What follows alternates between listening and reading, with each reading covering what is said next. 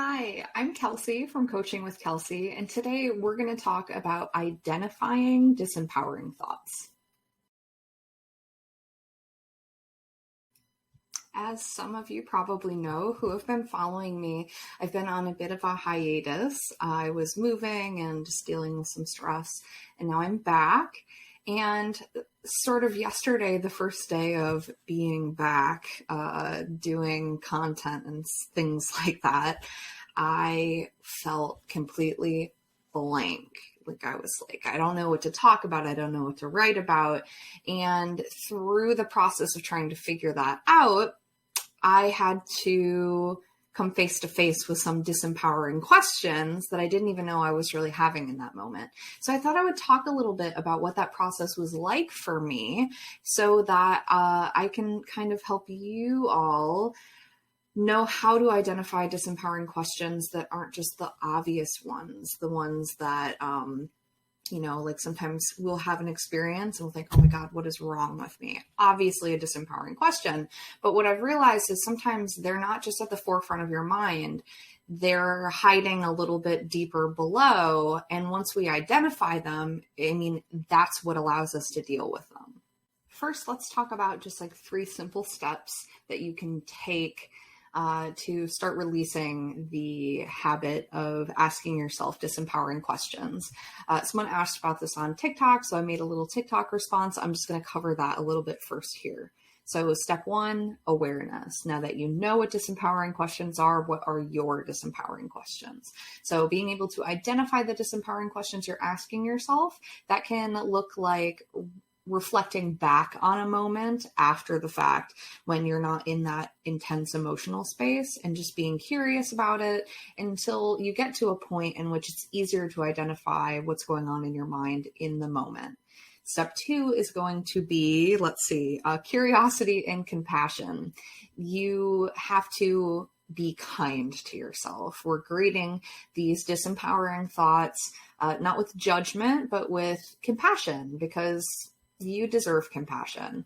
And the only way to release these and replace them with new ones in some kind of way is to learn to accept them, because when we fight them, they stick around longer. And then step 3, feel your feelings, because positive thinking is awesome and all, but it does nothing for you if you're using it to ignore or cover up big emotions you're having, which are often related to disempowering thoughts and questions. So those are the 3 basics. And now we're going to get into a little more depth. Sometimes we find ourselves in a space of, I don't know, this blank mind. Like in my case, it was like I'm trying to create something and I feel very stuck. I don't know where to go, what to write. It just feels like there's too many options. And so I could just not do anything, which I have certainly done before. I think we all have.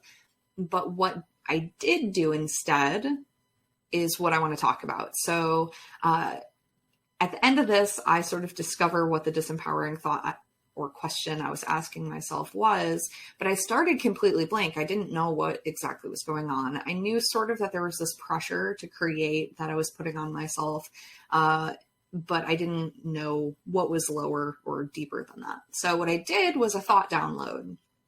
I'm sure you could call this a lot of different things, but the idea is that you get pencil and paper, or, do it on your phone, and you just write out everything that is in your brain. So because I was in this blank space, I started by just writing one sentence where I'm like, I know where I'm at with this, which was, it feels really scary to be back. So then I expanded by writing about the blankness, and more came from that. As I started to write, things started to become a little more clear. I started writing about the pressure I was putting on myself. Where was that pressure coming from? Well, I felt like I needed to write something profound, but not just profound for me, profound for everyone. Of course, that is a lot of pressure. But then what I started to realize was imagining that made me want to run and hide. And thinking about running and hiding made me feel really ashamed.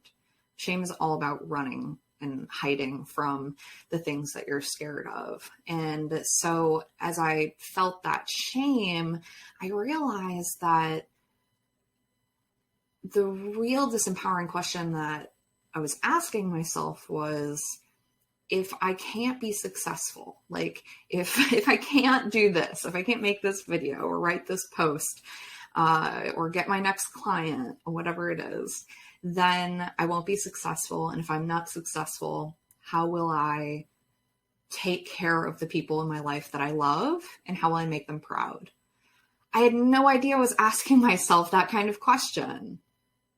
This really got me thinking about the way that the disempowering questions we ask ourselves are so related to the high expectations, the inhuman expectations that we put on ourselves all the time without even realizing it.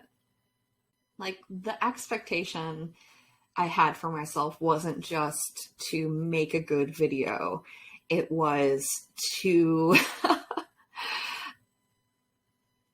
create such success that everyone in my life would be proud of me. I could have the financial security to take care of everyone that I love, and that I would also just like make everyone in the world who witnessed my video feel profound feelings. Like, inhuman expectations, right? So, but that's not the direct language that I was using with myself on the surface level. I had to write out all of my thoughts and really dig in and be able to bravely confront what was going on.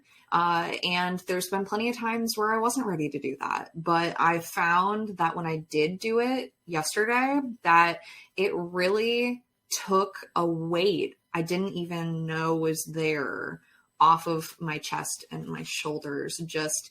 And then suddenly I felt like, okay, I am ready to create, and I am excited to create, because now, well, let me tell you what some of the empowering questions I came up with were. So I started by asking myself, what if I shifted my expectations? So that's a great starting point, because my expectations were really what was holding me back. And then I started asking myself other things, like, what is the bare minimum that I can do today that's going to make me feel proud of me? What can I do to just get started today? How can I help just one person today?